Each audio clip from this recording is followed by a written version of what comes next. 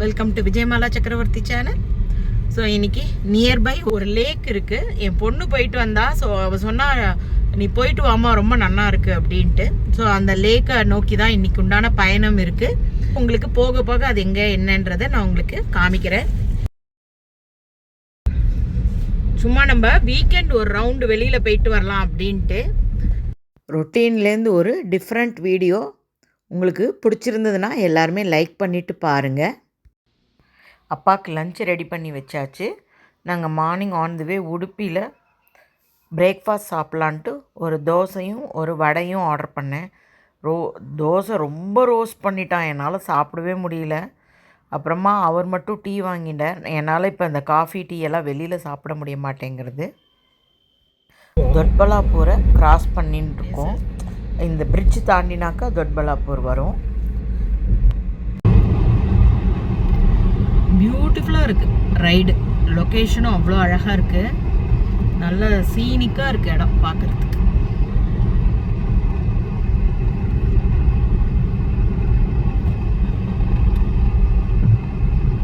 இங்கெங்கேயோ நம்ம ஃபாரின்லாம் போய் தேடவே வேண்டாம். நம்ம ஊரே நமக்கு அழகாக தான் இருக்குது பார்க்குறதுக்கு. எவ்வளோ அழகாக இருக்குது. அங்கே ஒரு ட்ரெயின் வேறு போகுது.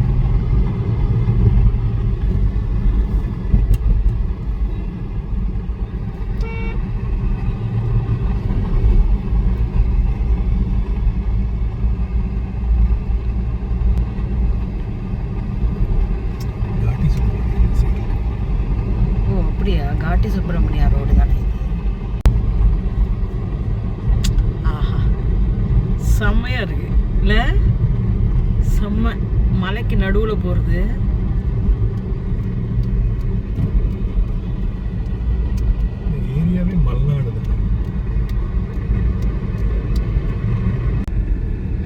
வட்டட ஒசஹல்லி லேக் ஆல்மோஸ்ட் நம்ம நியர் ஆயின்னு இருக்கோம். ஆல்மோஸ்ட் இன்னும் ஒரு 2 to 3 கிலோமீட்டர்ஸ் தான் இருக்குது. பெங்களூர்லேருந்து 90 கிலோமீட்டர்ஸ், 1.25 மணி நேரம் தான். டிராஃபிக் சுத்தமாக இல்லை. பாருங்களேன் நீங்களே, நம்ம மொத்தம் தான் போயிட்டே இருக்கோம். Beautiful ride. டெஃபினட்டாக என்ஜாய் பண்ணலாம். ஒரு ரைடுக்கோசரம் மாதிரி வரலாம். இங்கே ஒரு ரிலாக்ஸேஷனாக இருக்கும் நமக்கு. ஆல்மோஸ்ட் இந்த லேக் வந்து ரைட் சைடில் தெரியறது. வட்டட ஒசஹல்லி லேக்குன்ற இடம் அப்படின்ற ஒரு இடத்துக்கு தான் நாங்கள் வந்திருக்கோம். வட்டத ஒசஹல்லி லேக் அந்த இடத்துக்கு ஆல்மோஸ்ட் என்ட்ரு ஆயாச்சு. தோ லேக் தெரிய ஆரம்பிச்சிடுது. பியூட்டிஃபுல் சீனிக்காக இருக்குது பார்க்குறதுக்கு. வா, காரே உள்ளே வந்துடுது.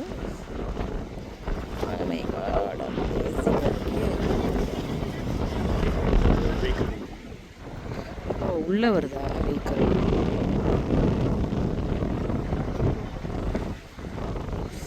சான்ஸே இல்லை. செம்மையாக இருக்குது.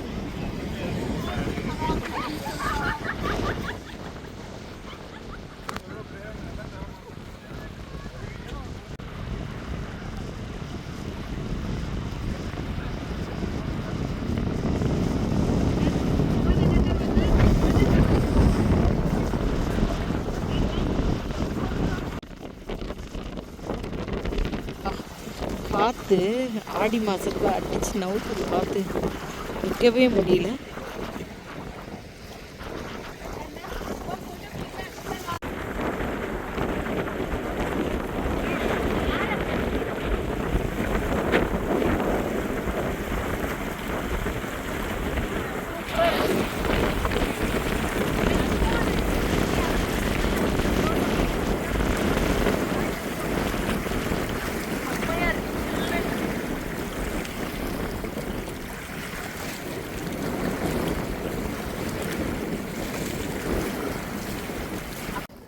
க்ரௌடே இல்லாமல் ரொம்ப காமாக இருக்குது. வெரி ஃபியூ பீப்புள் கொஞ்ச நேரம் அப்படியே வந்து புல் ஓவர் பண்ணிவிட்டு கொஞ்ச நேரம் என்ஜாய் பண்ணிட்டு அப்படியே போகிறாங்க. ஸோ ரொம்ப ப்ளசண்ட்டாக இருக்குது க்ரௌடு இல்லாமல். ஒரு லாங் ட்ரைவ் போகணும் சும்மா ரிலாக்ஸ்டாக அப்படின்னாக்க பெங்களூர்லேருந்து 90 கிலோமீட்டர்ஸ் வரலாம். இங்கே பெங்களூர் டிராஃபிக்கு இங்கே டிராஃபிக்கே இல்லை, காமாக இருக்குது. லேக்குன்னு பேர். என்னமோ கடலில் வந்து அலை அடிக்கிற மாதிரி வந்து அந்த கல்லில் வந்து மோதிட்டு போகிறது. காரணம் என்னென்னா அப்படி காற்றடிக்கிறது. ஸோ அந்த காற்றுல வந்து தண்ணி அப்படியே அடிச்சுன்னு வந்து மோதிட்டு போகிறது. நான் ஓரத்தில் கொஞ்சம் நேரம் நின்னேன். அங்கெல்லாம் பாறை தான் இருக்குது, ரொம்ப ஆழம் இல்லை. கொஞ்ச நேரம் க்ளவுடியாக இருந்தது. க்ளவுடியாக இருக்கிறச்ச கொஞ்சம் கூலாக இருந்தது. அப்புறம் கொஞ்சமாக சன்னு வர ஆரம்பிச்சிது. காற்று இருக்கிறதுனால ரொம்ப இது இல்லை. நன்னா ஒரு சாதம்லாம் கலந்துன்னு போய் அங்கே உட்காந்து ரிலாக்ஸ்டாக சாப்பிட்டுட்டு என்ஜாய் பண்ணிட்டு வரலாம். ஒன் மோர் ஃபேமிலி நல்ல சேர் எல்லாத்தையும் கொண்டு வந்து அழகாக செட் பண்ணிட்டு சூப்பராக உட்காந்துருக்காங்க.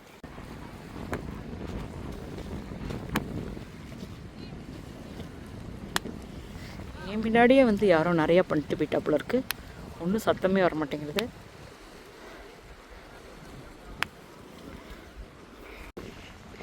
இது நெய்வேலியில் இருக்கக்கூடிய செடி. இது எருக்கஞ்செடி எக்கச்சக்கமாக இருக்கும் நெய்வேலியில். நாங்கள் ஸ்கூலுக்கு போகிறச்ச என்ன பண்ணுவோம், இதில் போய் இந்த மாதிரி ப்ரெஸ் பண்ணுவோம்.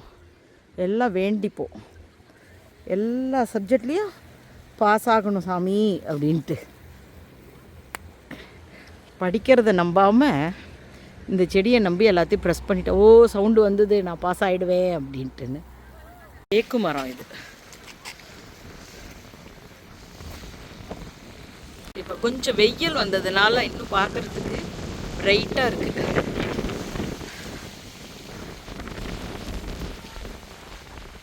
ரோட்லேயே இப்படியே நம்ம பார்க் பண்ணிவிட்டு இப்படி கீழே இறங்கி போயிடலாம். நம்ம ஒன்றும் பெரிய நடக்கிற மாதிரியெல்லாம் ஒன்றும் இல்லை ஜாஸ்தியாக.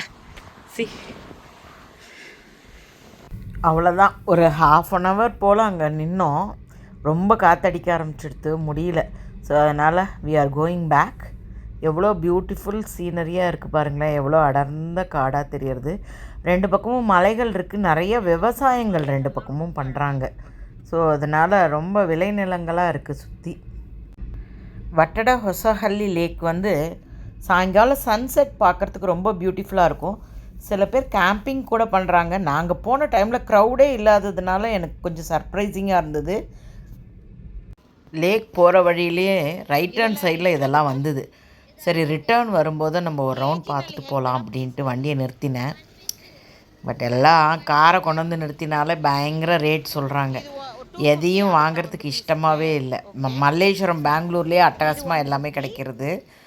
ஸோ அதனால் சும்மா எல்லாத்தையும் விசாரிச்சுட்டு அப்படியே வந்துட்டேன். ஈவன் அடுத்தாப்பில் ஒரு பாட் கடை கூட போனேன். டூ மச் ஆஃப் ப்ரைஸஸ் எல்லாமே. நான் ஜஸ்ட்டு பார்த்துட்டு வந்துட்டேன். ನಿಮ್ಮದು ಕೆಜಿ ಲೆಕ್ಕನೇನಾ? ಇದೆಲ್ಲ ಎಷ್ಟಾಗುತ್ತೆ? ಇದು ಬ್ಲ್ಯಾಕ್ ವಾಲಾ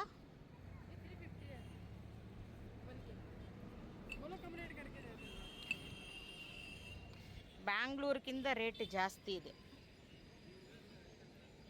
என் கூடவே நீங்களும் ஒரு டே ட்ரிப் போயிட்டு வந்தாச்சு. வட்டட ஹொசஹள்ளி லேக் பார்த்துட்டீங்க. பிடிச்சிருந்ததுனாக்கா ஒரு லைக் கொடுங்க. கண்டிப்பாக உங்களுக்கு வேறு ஏதாவது ஒரு நல்ல இடத்தோட நெக்ஸ்ட் வீடியோவில் வரேன். இனிவே குக்கிங் ரெகுலர் இருக்குது. அது இல்லாமல் வேறு ஏதாவது இருந்தாலும் உங்கள் கூட நான் ஷேர் பண்ணிக்கிறேன். தேங்க்யூ ஃபார் வாட்சிங். Bye bye all.